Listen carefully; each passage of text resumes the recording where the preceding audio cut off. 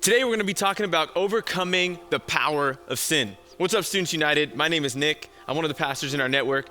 And before we jump into today's message, we're going to hear from Yasmin and Yesenia. So let's jump over. What up, EastLake students? Today I am terrified because today we are doing the famous Hot Ones Challenge. And here I have a special, can't even speak, that's how nervous I am, guys. This is Yesenia, and she has been here many times. But today I thought it'd be fun because we are the most dramatic human beings ever. And today, me and her are going to try the hottest sauce that Hot Ones has. I think it's like the third hottest sauce, but we already poured some on our plate already, so we're gonna dip it in like a naked like chicken wing. It has no sauce on it, but we're gonna dip it in the sauce. And we have things to calm us down. We have like ranch and carrots and bread and milk, but we'll see how bad it actually is. How do you feel? I am so nervous. Like, I'm the kind of person that always has something to say, and for the first time ever, I find myself just speechless. So, we'll see. I'm a little scared. Me too. All right, well, look at me. We'll look at each other. Don't make me laugh, okay? Okay, here we go. No, I don't want to do it. We have to. Come on. All right, you gotta dip it. Oh, it's falling apart. My heart's beating really fast. Oh no, that was too much. How much did you put? Okay, I don't have to take the, okay.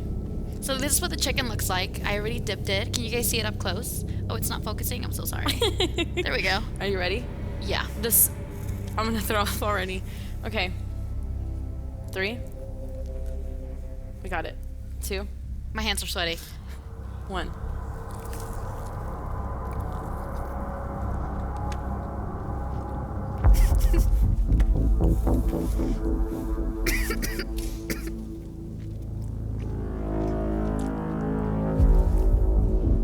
That's gross. It's spicy, but it's not like deathly in a sense. Should we do more? No? Are you okay? A little bit more? Yeah? Like a tiny little dab? I already have a... No? I have like a tiny little... Okay. 3. Wait. I'm sorry, guys. I need milk. Ready? 1, 2, 3.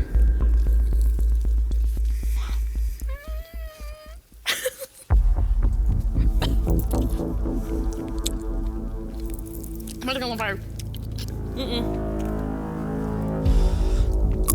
I'm proud of you of not drinking anything.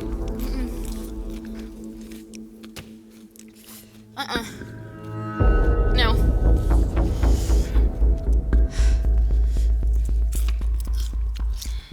Nope. Pour some more. No! I'm dizzy. I can't. 2. My tongue's numb. Ready?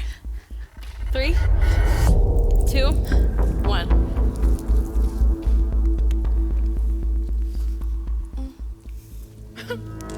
My nose.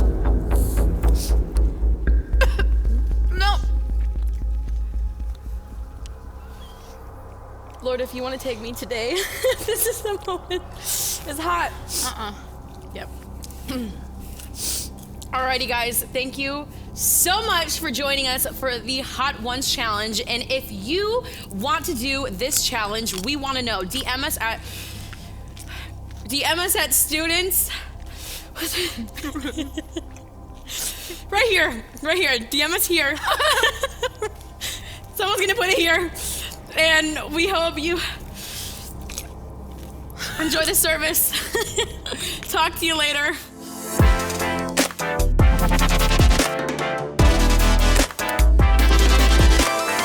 We all want to live perfectly. Like, let's be honest.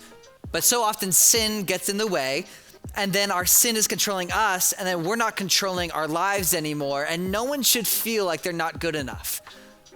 I today will let you know a way that you can live in freedom in your life. My name is Jake Vade. I'm the student pastor, if you didn't know. And we're in a series called Savage, where we're talking about characters in the Bible that didn't let sin live their lives, but they lived their lives and defeated the sin within it. And today we're talking about a certain person named Banaya. But if you remember last episode, or a couple episodes ago, we talked about David. Now, David was the king. He was the head honcho of all of Jerusalem, the president.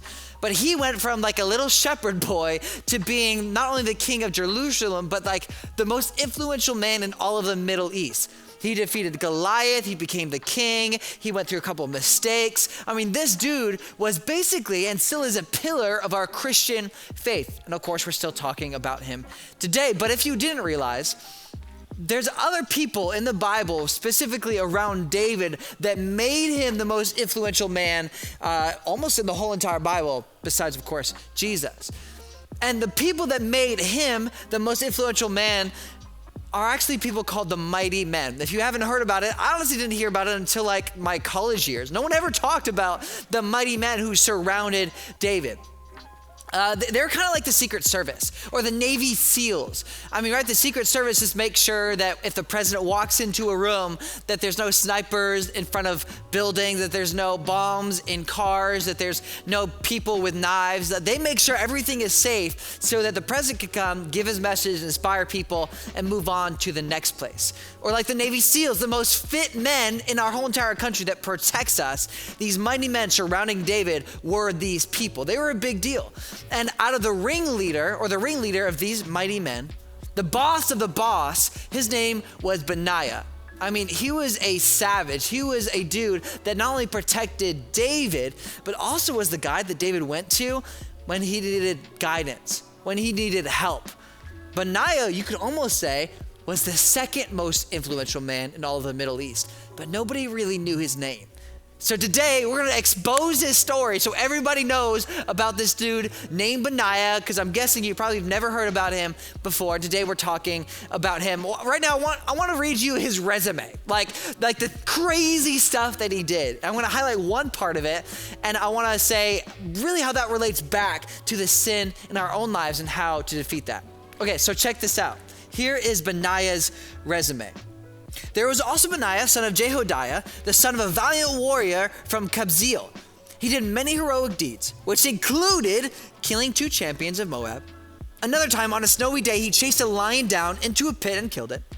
And once, armed only with a club, he killed an Egyptian warrior who was 7 feet tall and who was armed with a spear as thick as a weaver's beam. And Banaya wrenched the spear from the Egyptian's hand and killed him with it. I mean, this dude, is the baddest. Let's be honest, that part where he takes a lion in a snowy day, just like any cinematic movie that you could think of, and goes into this crevice, this small part where either the lion's gonna survive or Banaya is gonna survive. And of course, Banaya comes out on top. I imagine when lions are sitting around a campfire, they talk about Banaya. Let's be honest, they probably do. I mean, Banaya was a madman. I mean, this guy protected David, but also had a story of his own. And not only did Banaya have a story of his own, his dad was also a priest, and his grandfather was one of the most influential people in his town. I mean, this guy's lineage was stacked. I can think of athletes in the NBA or NFL who have parents who were also professional athletes. You best know they're about to be great athletes. Well, most of them. Michael Jordan's kids weren't that great. But anyways, we're going to move on from that to just say Banaya was set up to succeed, but then he surpassed all of the expectations that his father had, that his grandfather had, that even David, his boss, even had of himself. And I want to tell you why Banaya was so amazing. He was amazing because I imagine this story of this lion being stuck in this crevice with snow coming down, and either the lion or Banaya is going to come out on top. I look at that as a metaphor for Banaya's life. You know, the lion that seemed too big, too strong, too fast, too courageous, that kind of represents sin in our lives. The things that we just can't overcome. The things that if we're stuck in a ring, most likely that the sin is going to defeat us instead of us defeating our sin. We want to live perfectly, right? We've talked about that, but we can't because the sin just seems like it's defeating us every single time. I want to read to you a verse in the Bible. This is in Colossians, and it says this. So put to death the sinful earthly things lurking within you. Have nothing to do with sexual immorality, impurity, lust, evil desires. Don't be greedy, for a greedy person is an idolater, worshiping the things of the world. See, the Bible says put to death these things, right? Like put to death this lion in your life. But oftentimes we can't. I mean, for you, you're at home. It's COVID, coronavirus, the pandemic. And you might be struggling with things that you haven't struggled with in the past. You might be struggling with the fact that you're disobeying your parents and being rude to them all the time because you're just seeing them more often. You might be having a hard time being on social media all of the time because there's so much free time, or looking at things that you probably shouldn't be looking at because you do have all of that freedom and free time. Or maybe for you, you're having social anxiety or depression, and these thoughts are just eating away at you, and you're just talking so badly about yourself, or maybe even somebody else so you can feel better about yourself. And you just can't stop spreading gossip or talking bad stuff about even yourself. These are all sins in your life. These could be almost represented by a lion on a snowy day where you either have to defeat it or the lion has to defeat you. It's one or the other. And so many times we are controlled, we are defeated by these lions. All right, so now let's get to the solution. I just represented the problem in our lives is this sin, but how did Banaya overcome these things? Well, I believe that Banaya probably looked at this lion not as the biggest problem in his life, but as the biggest opportunity. I mean, imagine this. Let's just say that you have a hard time with talking crap about yourself.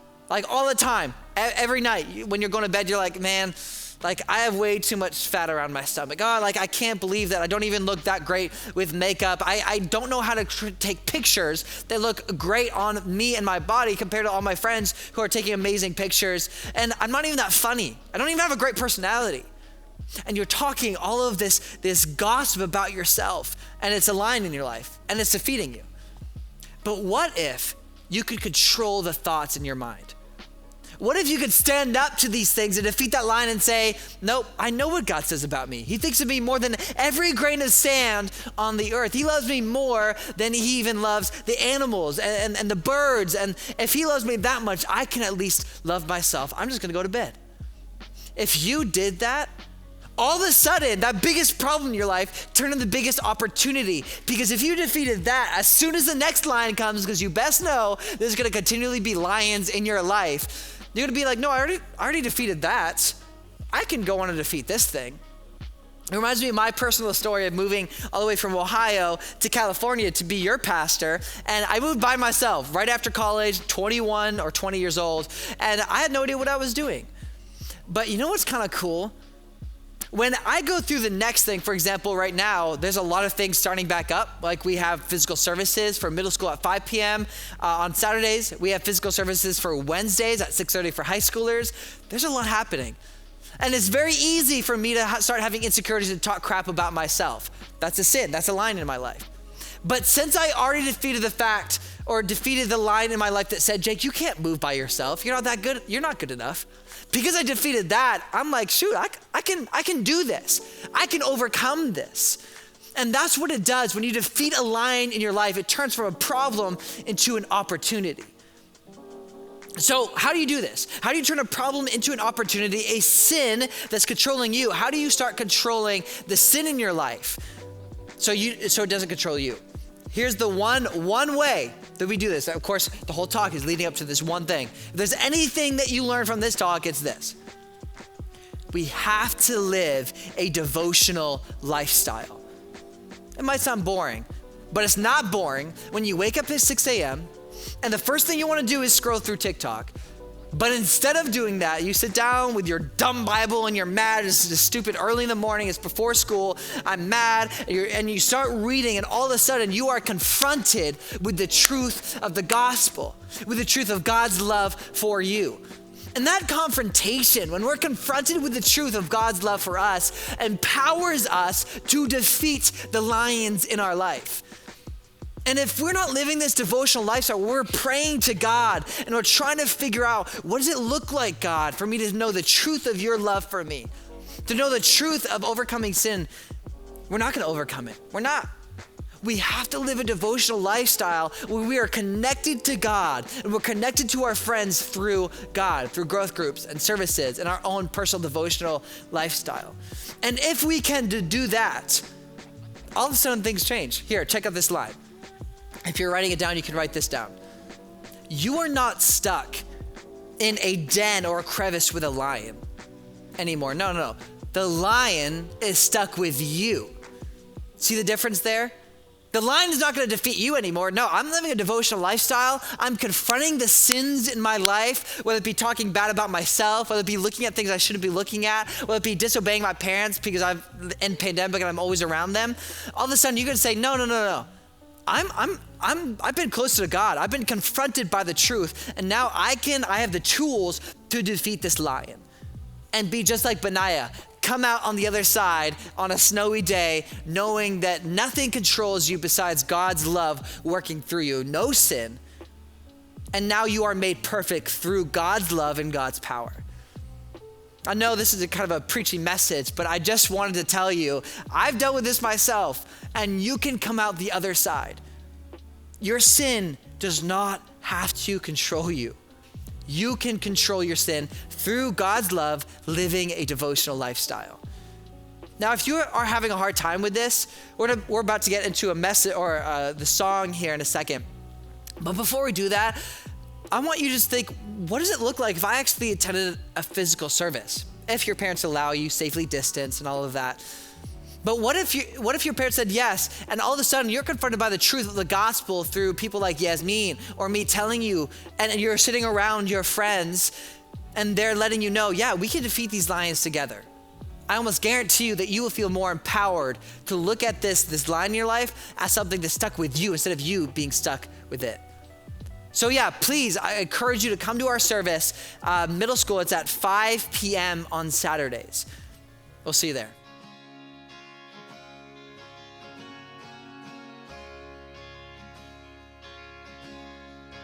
I searched the world, but it couldn't fill me. Man's empty praise and treasures that fade are never enough. Then you came along, yeah, and put me back together. And every desire is now satisfied here in your love. Oh, there's nothing. Oh, there's nothing better than you. There's nothing better than you. Lord, there's nothing. Nothing is better than you. Oh, I know it's true. I'm not afraid to show you my weakness, my failures and flaws. Lord, you've seen them all, and you still call me friend. 'Cause the God of the mountain is the God of the valley. There's not a place your mercy and grace won't find me again. Oh, there's nothing better than you. There's nothing better than you, Lord. There's nothing. Nothing is better than you. Oh, no. Oh, there's nothing better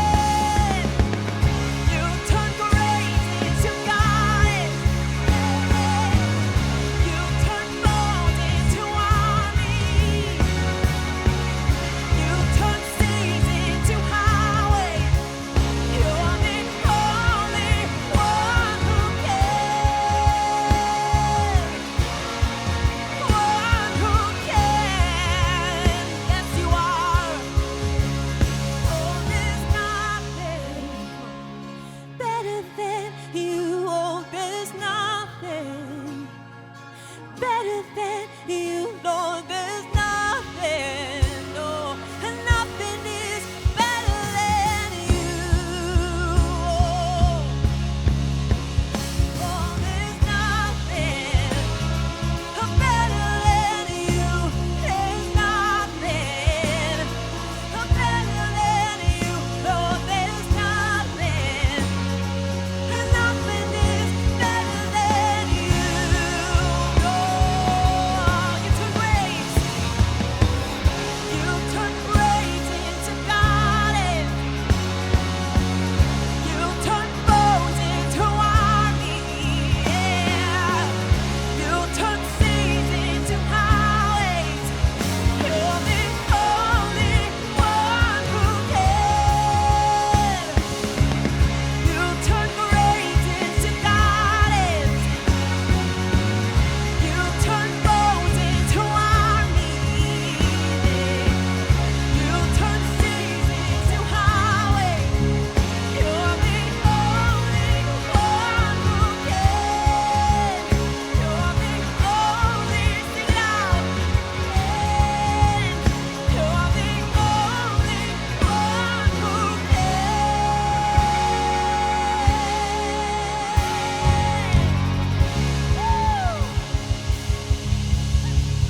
Wow, what an incredible message on how we can overcome the power of sin with Jesus. So if you are watching right now and you're in middle school, Chula Vista campus, you're gonna be meeting on Saturday at 5 p.m. So stay tuned for that. And if you're at Torrey Pines campus, take a look at our Instagram and we'll keep you informed on when we're meeting next. Of course, we'll always be available online. And before you leave today, make sure you check out another video on this channel. We'll see you soon.